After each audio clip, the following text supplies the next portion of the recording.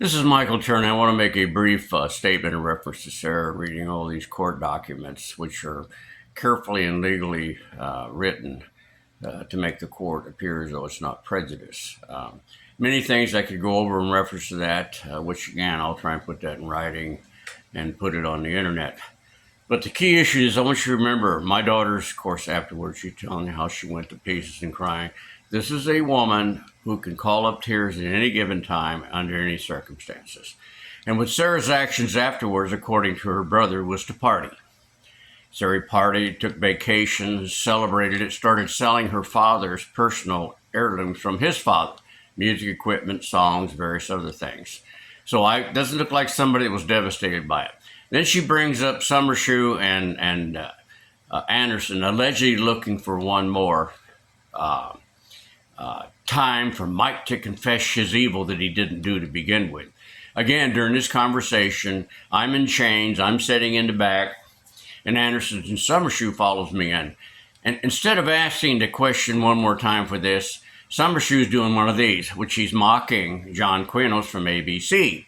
And then I ask him, you know, cops like you really deserve to go to jail because you planted those damn plastic pipe bombs. The marshals look shocked. They're sitting there, here I am in chains, and these two police officers are mocking me, laughing because they got this done.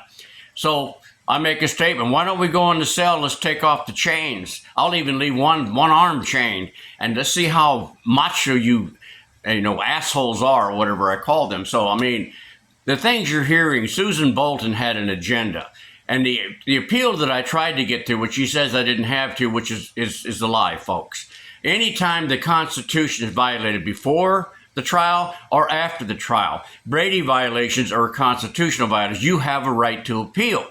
Because of the dictatorship that exists in our federal district courts where they can do any damn thing they want to, say any damn thing. You've got a forensic psychologist, a female. You got a judge who's a female, has heard all throughout this gossip news that Michael Turney molested his daughter and then killed her to cover up the molestation. These females, instead of sitting back and being independent and demanding this stuff comes in, of course, Sarah doesn't mention the fact that she testified under oath that the Phoenix PD destroyed the video of me taken during the time of that raid that occurred by the Phoenix PD, which would have shown that they planted these damn plastic pipe bombs. So all of this sitting in there, any good, reasonable constitutional judge, not either through feminine hysteria or because of political aspirations, would have stood up and said, this does not belong in a court of law because the Constitution was violated to get it here. Now, reference to a felony, let me tell you something. Any law enforcement officer will tell you point blank.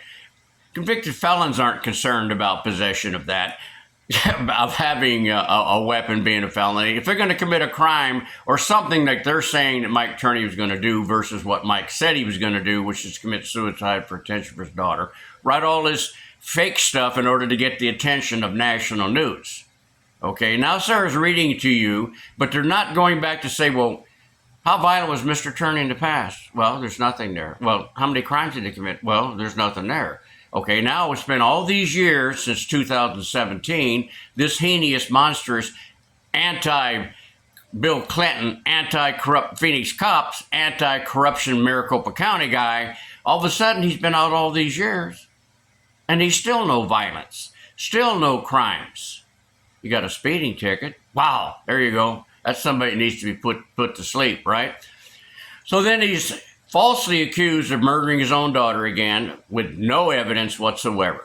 In the first case, there was no evidence of this. This house was clean before they came in. The only felony in that house was that marijuana that Sarah said, I don't have to. She didn't want to get rid of it, which she was scared to death when it came up.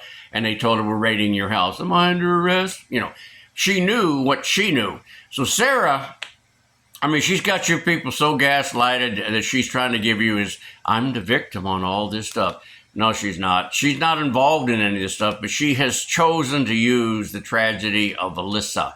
And we still haven't found out what happened to Alyssa. We haven't found out whether she's one of those dead bodies in Mexico that nobody wants to run DNA on, or she's just somewhere in another country with a whole bunch of babies. we don't really know any of this stuff because we can't get from A to B because of too much politics. Good luck to you. I had to put this in there. Thank you.